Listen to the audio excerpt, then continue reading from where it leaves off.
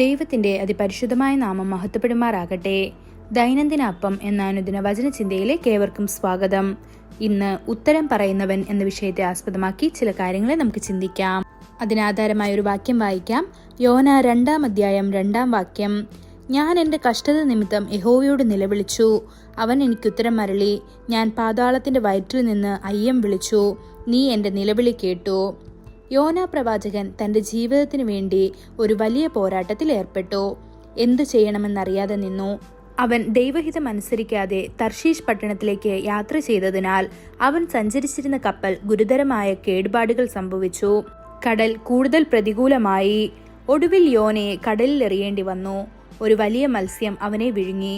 യോന ആ മത്സ്യത്തിന്റെ വയറ്റിൽ 3 രാവും പകലും ചെലവഴിക്കേണ്ടി വന്നു.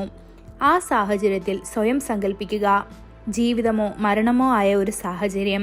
ഇനി ജീവിക്കാനുള്ള എല്ലാ പ്രതീക്ഷയും അദ്ദേഹത്തിന് പൂർണ്ണമായും നഷ്ടപ്പെട്ടു. യോന പുസ്തകം 2-ാം അധ്യായം 1 മുതൽ 8 വരെയുള്ള വാക്യങ്ങളിൽ ആ സാഹചര്യത്തിൽ തന്റെ ആത്മാവിന്റെ വ്യസനത്തെ അദ്ദേഹം വിവരിക്കുന്നു. ആ അനുഭവത്തിനൊടുവിൽ യോനയുടെ അന്തിമ നിഗമനം എന്തായിരുന്നു? യോന 2-ാം അധ്യായം 9-ാം വാക്യത്തിൽ അവൻ ഇപ്രകാരം പറഞ്ഞു, ഞാനോ സ്തോത്രനാദത്തോടെ നിനക്ക് യാഗം അർപ്പിക്കും, നേർന്നിരിക്കുന്നത് ഞാൻ കഴിക്കും, രക്ഷ യഹോവയുടെ പക്കൽ നിന്നു വരുന്നു എന്ന്. അങ്ങനെ കർത്താവ് മത്സ്യത്തോട് സംസാരിച്ചു, അത് യോനയെ ഉണങ്ങിയ നിലത്ത് ഛർദ്ദിച്ചു എന്ന് യോന 2-ാം അധ്യായം 10-ാം വാക്യത്തിൽ കാണാൻ സാധിക്കുന്നു. നിങ്ങൾ ഇന്ന് യോനയെപ്പോലെ ആയിരിക്കാം. നിങ്ങൾ ചില തെറ്റുകൾ വരുത്തുകയും അതിന്റെ ഫലമായി കുഴപ്പത്തിൽ കലാശിക്കുകയും ചെയ്തിരിക്കാം.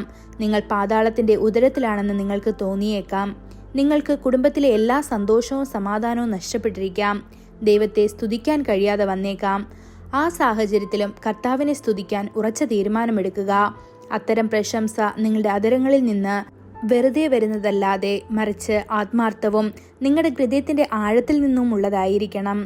ഒരു പെൺകുഞ്ഞിനോടൊപ്പം ഒരു സഹോദരിക്ക് കടുത്ത 5-ാം പനി പിടിപെട്ടു. കിടപ്പിലായിരുന്നു. സഹായിക്കാൻ ആരുമുണ്ടായിരുന്നില്ല. അവൾക്ക് കടുത്ത പനി ഉണ്ടായിരുന്നു. കുഞ്ഞിനെ നോക്കാനും കഴിഞ്ഞില്ല. ഭർത്താവിന് വേണ്ടി പാചകം ചെയ്യുകയുമില്ല. അവൾ കർത്താവിനോട് കരഞ്ഞുകൊണ്ട് ചോദിച്ച്, എന്തുകൊണ്ടാണ് കർത്താവേ ഈ രോഗം എനിക്ക് വന്നത്? അപ്പോൾ ദൈവം അവൾക്ക് ഒരു ഒഴിഞ്ഞ കൊട്ട കാണിച്ചു കൊടുത്തു. അവൻ അവളോട് സംസാരിച്ചു, നിന്റെ വായിൽ സ്തുതിയില്ലാത്തതിനാൽ നിന്റെ കൊട്ട ശൂന്യമാണ്. അർദ്ധരാത്രി 1 മണി കഴിഞ്ഞിരുന്നു. ഉടനെ ആ സഹോദരി മുട്ടുകുത്തി കർത്താവിനെ സ്തുതിക്കാനും മഹത്വപ്പെടുത്താനും തുടങ്ങി. ക്ഷീണം കാരണം അവൾ ദൈവത്തെ സ്തുതിക്കുകയും മഹത്വപ്പെടുത്തുകയും ചെയ്തുകൊണ്ട് ഉറങ്ങിപ്പോയി. അവൾ രാവിലെ ഉണർന്നപ്പോൾ അവളുടെ രോഗം പൂർണ്ണമായും സുഖപ്പെട്ടതിനാൽ അവൾ അത്ഭുതപ്പെട്ടു. അവൾ ആകെ ഉന്മേഷിതയായി. കൂടാതെ പനിയുടെയും ജലദോഷത്തിന്റെയും ലക്ഷണം പോലും ഇല്ലായിരുന്നു. സ്തുതി ദൈവത്തെ പ്രസാദിപ്പിക്കുന്നു. സ്തുതികളുടെ മധ്യത്തിൽ ദൈവം വസിക്കുന്നു.